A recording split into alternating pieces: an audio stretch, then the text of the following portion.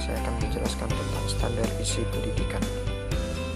Standar isi pendidikan adalah ruang lingkup materi dan tingkat kompetensi untuk mencapai kompetensi lulusan dan jenis pendidikan tertentu. Standar isi membuat kerangka dasar dan struktur kurikulum, beban belajar, kurikulum tingkat satuan pendidikan, dan kalender pendidikan atau akademik.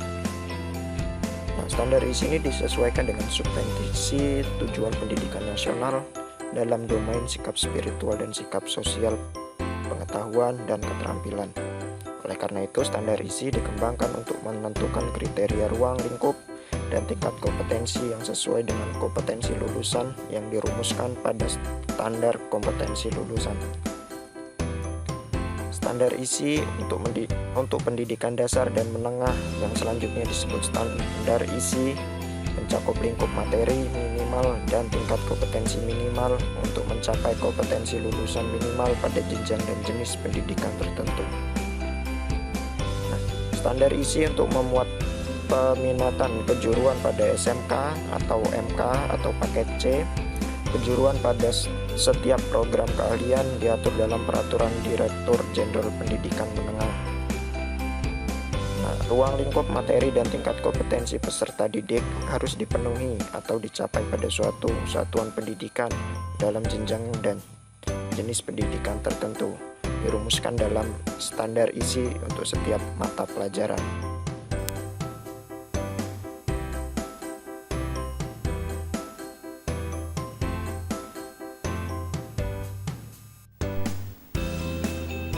Materi selanjutnya yaitu pemetaan standar kompetensi dan kompetensi dasar pembelajaran matematika sekolah menengah pertama.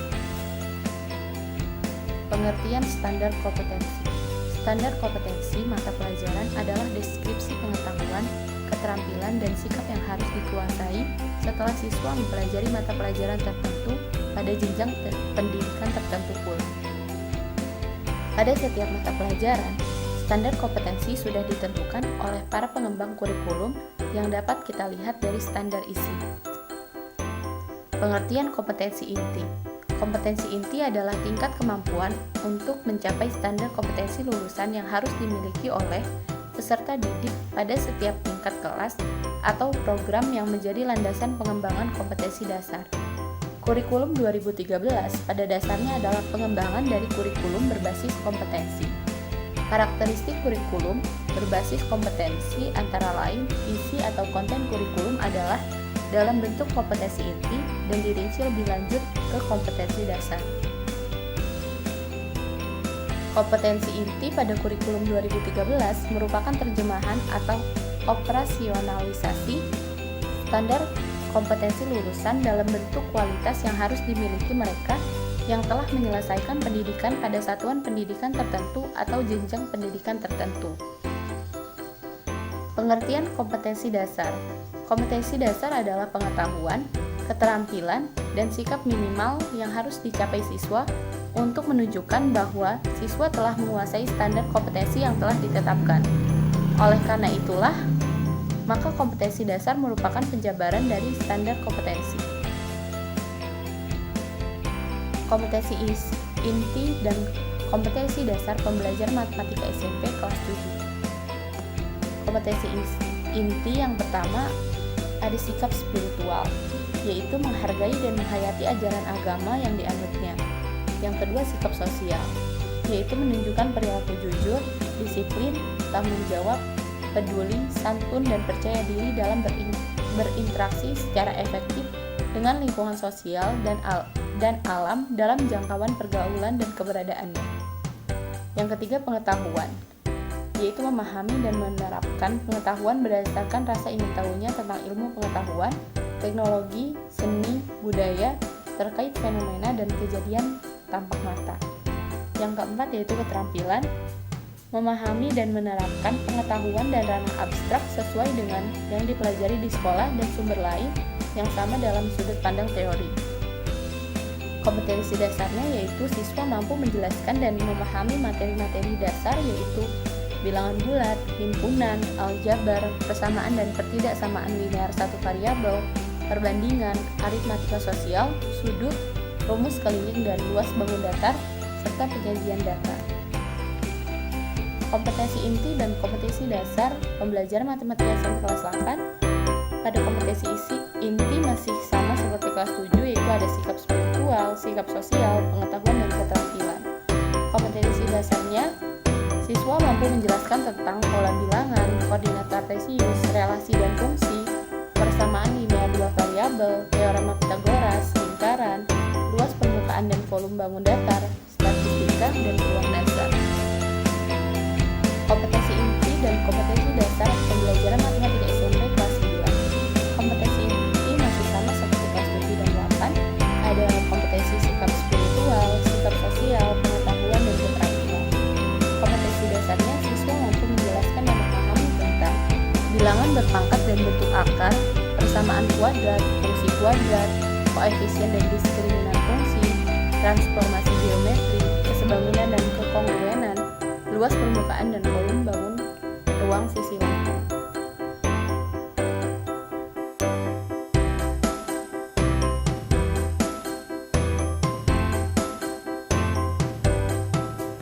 Selanjutnya yaitu pemetaan kompetensi inti dan kompetensi dasar pembelajaran matematika SMA. Yang pertama, kompetensi inti dan kompetensi dasar pembelajaran matematika SMA kelas 10. Untuk kompetensi inti, yang pertama, kompetensi sikap spiritual, yaitu menghayati dan mengamalkan ajaran agama yang dianutnya. Yang kedua, sikap sosial, yaitu menunjukkan perilaku jujur, disiplin, tanggung jawab, peduli, santun, responsif, dan proaktif. Yang ketiga, pengetahuan, dan yang keempat, keterampilan.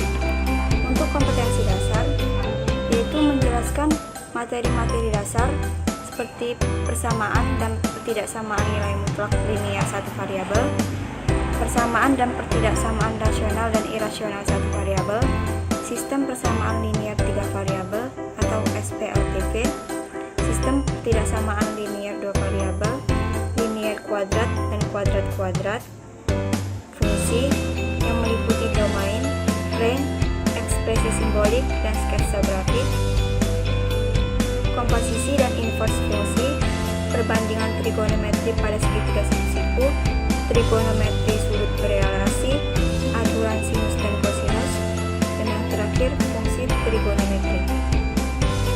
Yang kedua yaitu kompetensi inti dan kompetensi dasar pembelajaran matematika SMA kelas 11. Untuk kompetensi intinya masih sama seperti kelas 10, ada 4, yaitu kompetensi sikap spiritual, sikap sosial, pengetahuan, dan keterampilan.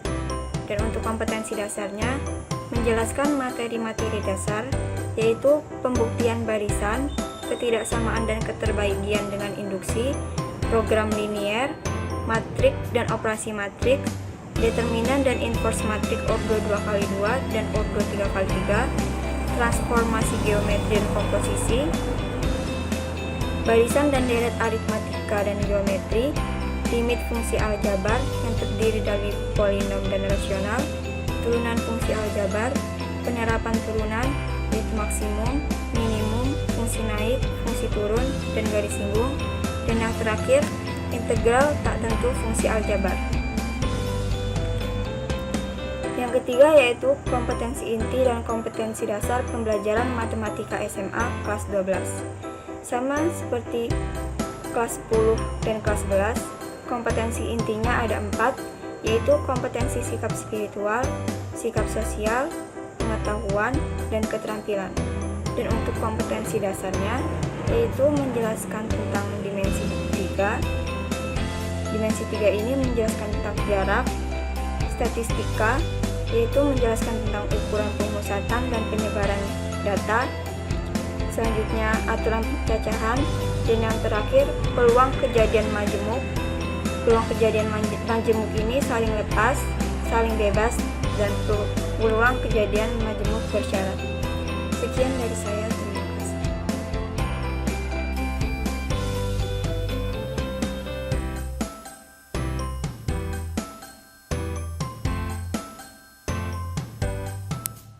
Assalamualaikum warahmatullahi wabarakatuh. Saya Windy Astrid Melinda dengan NPM 18130210058 akan mempresentasikan tentang pengembangan indikator. Yang pertama adalah pengertian indikator. Indikator merupakan penanda pencapaian kompetensi dasar atau KD yang ditandai oleh perubahan perilaku yang dapat diukur, yaitu mencakup sikap, pengetahuan, dan juga keterampilan. Nah, jadi indikator itu merupakan penanda apakah sebuah kompetensi dasar atau KD itu berhasil dicapai atau tidak. Nah, untuk mengetahuinya kita dapat mengukur beberapa hal yang mencakup sikap, pengetahuan, dan juga keterampilan. Kemudian, dalam mengembangkan indikator itu perlu mempertimbangkan beberapa hal. Yang pertama adalah tuntutan kompetensi yang dapat dilihat melalui kata kerja yang digunakan dalam KD. Yang kedua, karakteristik mata pelajaran, peserta didik, dan juga sekolah. Dan yang ketiga, potensi dan kebutuhan peserta didik, masyarakat, dan lingkungan atau daerah. Nah, indikator itu dikembangkan dan diuraikan dari kompetensi dasar dengan menggunakan kata kerja operasional. Tiap kompetensi dasar dapat dijabarkan menjadi 3 atau lebih indikator. Jadi indikator itu diperoleh dengan menjabarkan atau mengembangkan dari kompetensi dasar itu sendiri. Nah, dikembangkannya itu melihat dari kata kerja operasional yang digunakan dalam kompetensi dasar. Selanjutnya adalah fungsi indikator. Jadi indikator itu memiliki 4 fungsi. Yang pertama adalah pedoman dalam mengembangkan materi pembelajaran. Jadi materi pembelajaran itu harus dikembangkan sesuai dengan indikator yang dikembangkan. Nah, indikator yang dikembangkan secara cermat dan juga efektif itu memberikan dampak yang positif kepada pengembangan materi pembelajaran karena dapat sesuai dengan karakteristik peserta didik, karakteristik mata pelajaran, dan lain sebagainya. Kemudian yang kedua adalah pedoman dalam mendesain kegiatan pembelajaran. Jadi tidak hanya materi pembelajaran yang harus sesuai dengan pengembangan indikator, namun desain kegiatan pembelajaran pun harus sesuai dengan pengembangan indikator. Karena indikator itu menggambarkan kegiatan pembelajaran. Kegiatan pembelajaran yang baik juga harus dikembangkan dengan indikator yang baik. Kemudian yang ketiga adalah pedoman dalam mengembangkan bahan ajar. Nah, di sini peran guru sebagai pemilah bahan ajar harus memilah bahan ajar yang baik dan sesuai dengan indikator yang digunakan. Jadi agar dapat membantu peserta didik untuk mencapai kompetensi itu harus dibantu dengan bahan ajar. Nah, bahan ajar itu harus sesuai dengan indikator yang digunakan. Nah, selanjutnya adalah pedoman dalam merancang dan melaksanakan penilaian hasil belajar. Nah, jadi indikator itu berperan dalam penilaian hasil belajar juga. Jadi indikator itu mulai dari pelaksanaan, perencanaan, kemudian pelaksanaan, dan juga penilaian itu sangat berperan. Selanjutnya adalah mekanisme pengembangan indikator. Jadi yang pertama, menganalisis tingkat kompetensi dalam SK dan KD. Nah, jadi yang dianalisis adalah tingkat kompetensi. Nah, tingkat kompetensi itu dapat dilihat melalui kata kerja operasional yang digunakan dalam KD dan SK. Nah, kata kerja operasional itu dapat kita bagi menjadi 3 aspek, yaitu aspek kognitif, aspek afektif, dan juga aspek psikomotorik. Nah, tingkat kompetensi itu dapat diklasifikasikan menjadi 3 bagian, yaitu tingkat pengetahuan, proses, dan juga tingkat penerapan. Selanjutnya, yang kedua adalah menganalisis karakteristik mata pelajaran, peserta didik, dan juga sekolah. Yang pertama, itu adalah mata pelajaran. Nah, seperti yang kita ketahui bahwa setiap mata pelajaran itu memiliki karakteristik yang berbeda-beda. Jadi, perlunya kita untuk mengetahui karakteristik dari setiap mata pelajaran sebelum mengembangkan suatu indikator. Kemudian, peserta didik. Nah, sama halnya peserta didik juga memiliki karakteristik yang unik dan beragam. Jadi, dengan adanya indikator itu diharapkan mampu mengakomodir keragaman dari peserta didik tersebut. Selanjutnya adalah sekolah atau daerah. Nah, sekolah atau daerah ini menjadi acuan dalam mengembangkan indikator karena target pencapaian sekolah itu tidak sama. Nah, bisa aja suatu sekolah memiliki kategori tertentu yang melebihi standar minimal sehingga dapat mengembangkan indikator itu lebih tinggi ataupun sebaliknya. Yang ketiga adalah menganalisis kebutuhan dan potensi. Kebutuhan dan potensi peserta didik, sekolah, dan daerah itu perlu dianalisis untuk dijadikan bahan pertimbangan dalam mengembangkan indikator. Nah, penyelenggaraan pendidikan itu seharusnya dapat melayani kebutuhan peserta didik, lingkungan, serta mengembangkan potensi peserta didik secara optimal. Yang keempat adalah merumuskan indikator. Jadi ada 6 hal yang harus diperhatikan dalam merumuskan indikator. Yang pertama adalah setiap KD dikembangkan sekurang-kurangnya menjadi 3 indikator. Kemudian yang kedua, seluruh indikator memenuhi tuntutan kompetensi yang tertuang dalam kata kerja yang digunakan dalam SK dan KD. Yang ketiga, indikator yang dikembangkan harus menggambarkan hierarki kompetensi. Yang keempat, rumusan indikator sekurang-kurangnya mencakup 2 aspek, yaitu tingkat kompetensi dan materi pembelajaran. Yang kelima, indikator harus dapat mengakomodir karakteristik mata pelajaran sehingga menggunakan kata kerja operasional yang sesuai. Dan yang keenam, rumusan indikator dapat dikembangkan menjadi beberapa indikator penilaian yang mencakup ranah kognitif, afektif, dan psikomotorik. Yang kelima adalah mengembangkan indikator penilaian. Jadi indikator penilaian itu merupakan pengembangan lebih lanjut dari indikator atau indikator pencapaian kompetensi yang biasa kita sebut juga IPK. Nah, indikator penilaian itu perlu dirumuskan untuk dijadikan pedoman bagi guru, peserta didik maupun evaluator di sekolah.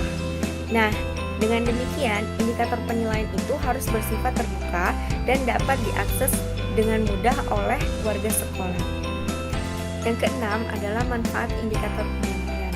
Jadi yang pertama, manfaat indikator penilaian dapat dirasakan oleh guru, itu dapat dalam mengembangkan kisi-kisi penilaian yang dilakukan melalui tes maupun non-tes. Selanjutnya, dapat dirasakan oleh peserta didik. Nah, peserta didik ini dapat mempersiapkan diri sebelum mengikuti penilaian tes maupun non-tes. Jadi, sebelum dia melakukan penilaian sesungguhnya, dia dapat melatih dirinya atau dapat mengukur kemampuan dirinya. Kemudian yang ketiga, dirasakan oleh pimpinan sekolah itu dalam memantau dan mengevaluasi keterlaksanaan pembelajaran dan penilaian di kelas. Dan yang dapat dirasakan oleh orang tua dan masyarakat sendiri adalah dalam upaya mendorong pencapaian kompetensi siswa lebih maksimal. Baik, di sini saya akan mencoba sedikit untuk menjelaskan contoh mengenai merumuskan indikator. Nah, jika terdapat kompetensi dasar, yaitu peserta didik dapat mengidentifikasi fungsi organ manusia. Nah, mengidentifikasi di sini merupakan kata kerja operasional yang masuk ke dalam aspek pengetahuan. Maka indikator yang dapat kita bentuk itu ada 2. Yang pertama, menjelaskan fungsi organ, dan yang kedua adalah menunjukkan setiap nama organ. Jika kedua indikator ini dapat tercapai, maka kompetensi dasarnya juga dapat tercapai. Nah, indikator itu kan merupakan pengembangan dari kompetensi dasar dengan melihat kata kerja operasional yang digunakan pada kompetensi dasar. Selanjutnya, yang kedua, ini adalah contohnya yang kedua, ada kompetensi dasar yaitu memahami dan meyakini Allah melalui rukun iman. Nah, di sini memahami itu merupakan jenis kompetensi kognitif, masuk ke dalam aspek kognitif. Nah, sedangkan meyakini itu masuk ke dalam aspek afektif, sehingga ada beberapa indikator yang dapat dibentuk, yaitu yang pertama, menyebutkan 6 rukun iman, mengartikan rukun iman, menunjukkan perilaku sebagai anak yang menunjukkan 6 rukun iman, dan memilih dengan benar terhadap pilihan-pilihan yang diberikan berkaitan dengan suatu sikap yang menunjukkan ke arah keyakinan terhadap rukun iman. Nah, sekali lagi saya tekankan bahwa untuk mengembangkan suatu indikator itu kita harus lihat kata kerja operasional yang digunakan dalam kompetensi dasar. Sekian yang dapat saya sampaikan. Saya ucapkan terima kasih dan mohon maaf apabila terdapat kesalahan ataupun kekeliruan. Semoga materi ini dapat bermanfaat bagi kita semua.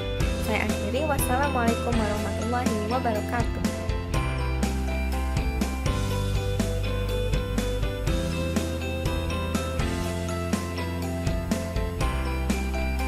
Baik, di sini saya akan mencoba menjelaskan tentang materi silabus.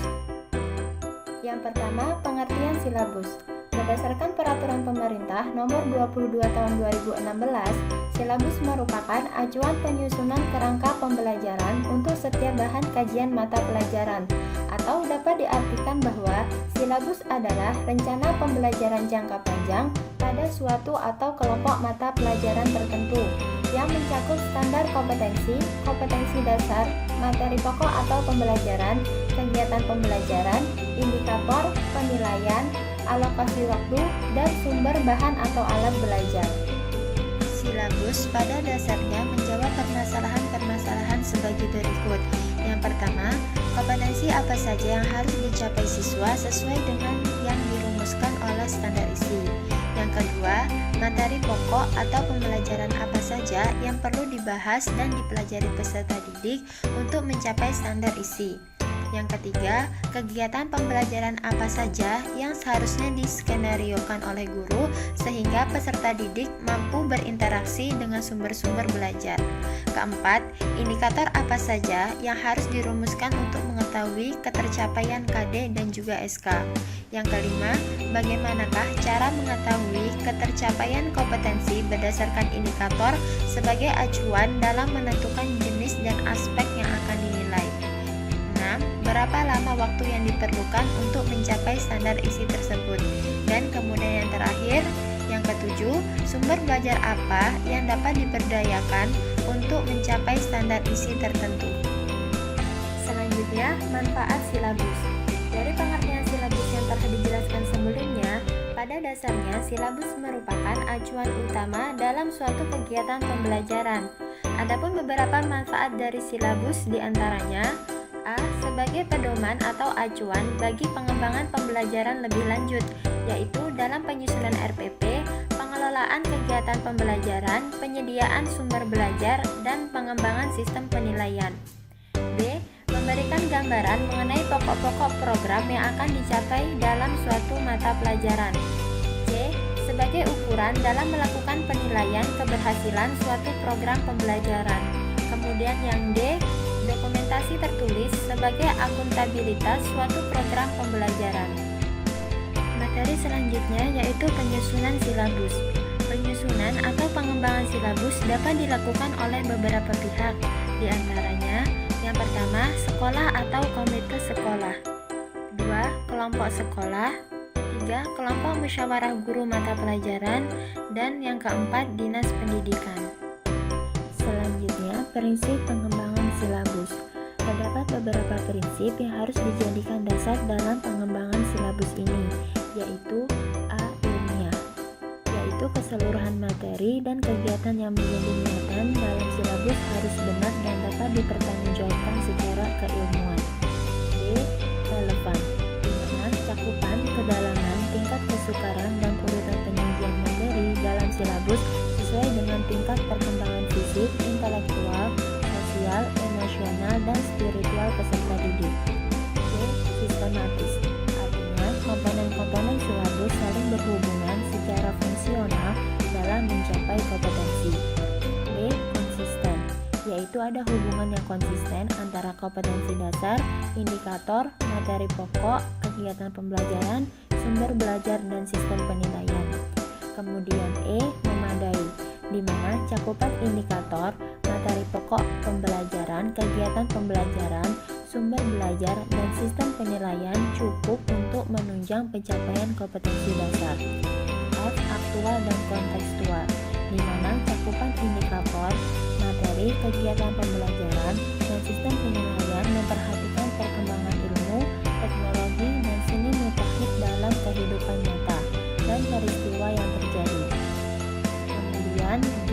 Fleksibel, maksudnya keseluruhan komponen silabus dapat mengakomodasi variasi peserta didik, pendidik, serta dinamika perubahan yang terjadi di sekolah dan tuntutan masyarakat.